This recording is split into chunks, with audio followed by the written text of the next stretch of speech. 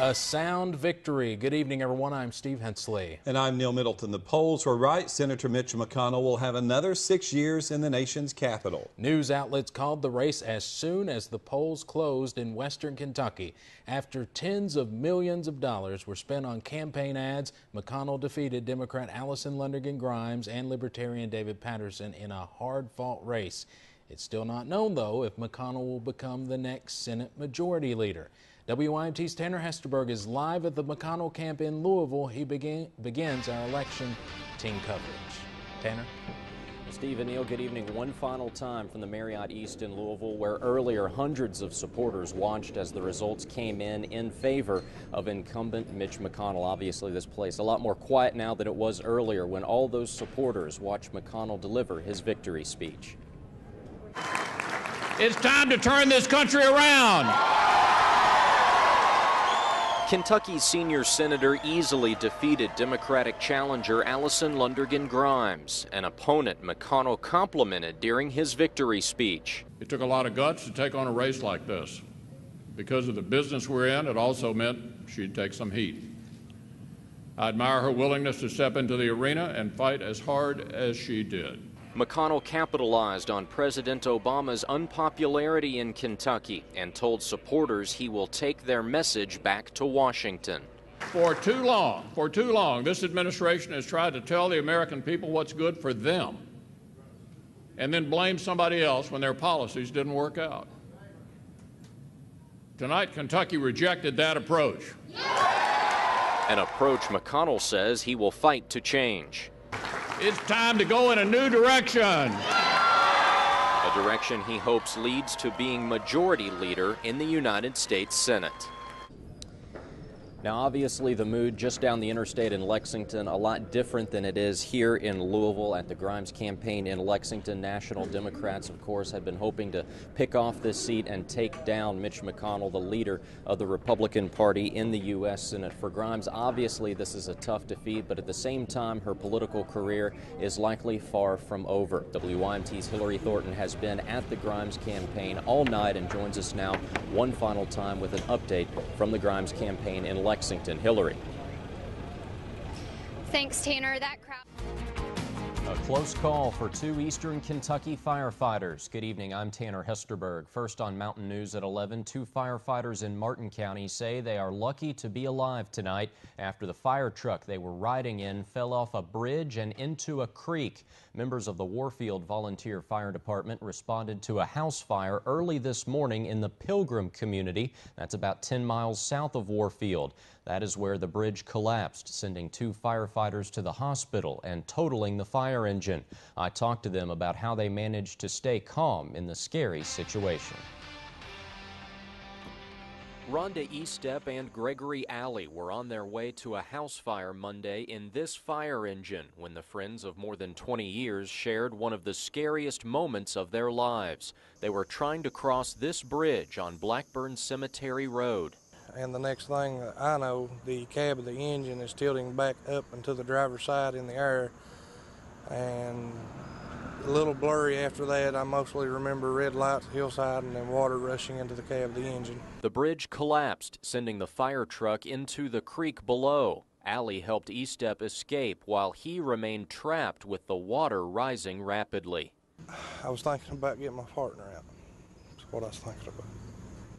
That's the only thing I was thinking about. I was thinking about my daughter and my son, actually. I had just gotten off the phone with my daughter not 30 minutes prior to, and it just broke my heart that she may not get to talk to me again. Tough. Very tough. Both firefighters made it out with the help of other first responders. Since the firefighters did not make it across the bridge, they were unable to extinguish the flames at the home on the other side. The home was abandoned and no one was hurt by the fire. Alley suffered a torn rotator cuff, while Estep had several torn muscles. Bruised everywhere, beaten everywhere. Felt like I've been in a dryer on tumble. But doctors expect both firefighters to make full recoveries after physical therapy. A bridge they'll gladly cross. Posthumous rebound down the floor, wide open. Here comes Angelo Warner with a tomahawk by Slamma Jamma. If this is music to the ears of Morehead State fans, Chuck Mraz is the composer. Inside the lane, Posthumus kick right corner. Kelly fakes a man in the air. He'll shoot the three. Swift. Mraz has been the radio voice of the Eagles for 25 years, painting a picture for MSU basketball and football fans. I had really kind of thought I'd probably be here about 4 or 5 years and move on to something else, but I kind of liked it, so I stayed. I know that I probably could have made more money doing something else or working someplace bigger or whatever, if you want to say that, but it really was never about that to begin with. When I got into this, I wanted to do something I enjoyed, and I enjoy this.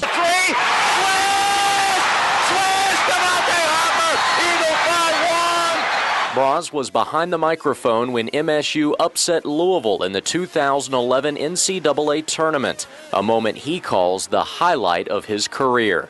It was kind of like an electric feeling to be there that particular day, and I was literally shaking because I was so full of adrenaline. Morehead State's coach at the time was Donnie Tyndall, who developed a friendship with Mraz during his playing and coaching days as an Eagle before leaving for Southern Mississippi in 2012. And he's a guy that's always with you through good times and bad, and I think that's probably what separates him, is the fact that he's so passionate about Morehead State. The negotiations continue. Good evening, I'm Matthew Rand. And I'm Erica Glover. First on Mountain News at 11, some Eastern Kentucky healthcare workers and their families held a candlelight vigil tonight as they continue negotiations on a new labor contract. That's right. Service Employee International Union members will return to the table with Highlands Health System later this week to try and strike a new deal and avoid a strike. WYMT's Tanner Hesterberg was at the vigil and joins us live outside the hospital in Prestonsburg with more. Tanner? Well, that's right, Matthew and Erica. The big theme of tonight's vigil was solidarity as union members came together to show they are united as they prepare for what may end up being final contract negotiations later this week. Around 150 people gathered outside Highlands Regional Medical Center Tuesday night, holding candles, singing songs, and marching to show they are united in their negotiations with the hospital. I think what tonight means and symbolizes is solidarity, and that we're going to stand together, stand strong. Union members are not happy with changes in health care benefits proposed by the hospital, but Highlands officials say some cuts are necessary to keep the budget balanced. The employees work here. They are the backbone of this hospital, and our whole being here tonight is to show the hospital that we are one. Leaders of this vigil accused hospital administrators of giving themselves raises instead of investing in union workers, a charge Highlands officials say is not true. There has been a 4% increase in spending, and that has been on physicians. We've brought in new physicians. That's been a gain for this area because we need physicians to treat patients. I mean, you know, we want to, just like this, the same as the union, we want to take care of patients. Patients are our #1 concern. As both sides hope to reach an agreement soon. And again, union members and hospital officials will head back to the negotiating table Thursday. The union is expected to receive a last, best, and final offer, which union members could vote on Friday. If that deal is approved, obviously a strike would be averted. But if union members do not approve that deal, they can issue a 10-day strike notice and could end up going on strike. WYMT's Tanner Hesterberg is live outside AT&T Stadium in North Texas to begin our coverage. Tanner? Hey, Steve, you know, so much has been made about how unlikely of a national championship game this is. Kentucky being an 8 seed, UConn being a 7 seed. It's the highest combined seed total in the history of the NCAA national championship game. But all that is out the door now. We're here. It's now. It's happening. Behind me tonight at AT&T Stadium, the Cats and Huskies will face off for the national championship. And Kentucky coach John Calipari is very familiar with UConn's program. Cal coached against UConn several times when he was at UMass, and tonight he leads his Wildcats against the Huskies for the national championship. And it was a rivalry. We wanted it to be. They did not, which I don't blame them. They were in the Big East. We were in the Atlantic 10. Now, a quick injury update for the Wildcats. Sophomore big man Willie Cauley-Stein will not play tonight. Of course, that comes as no surprise, still battling that injury he suffered in the game against Louisville in the Sweet 16. But another big man and another sophomore, Alex Poitras, should be good to go tonight.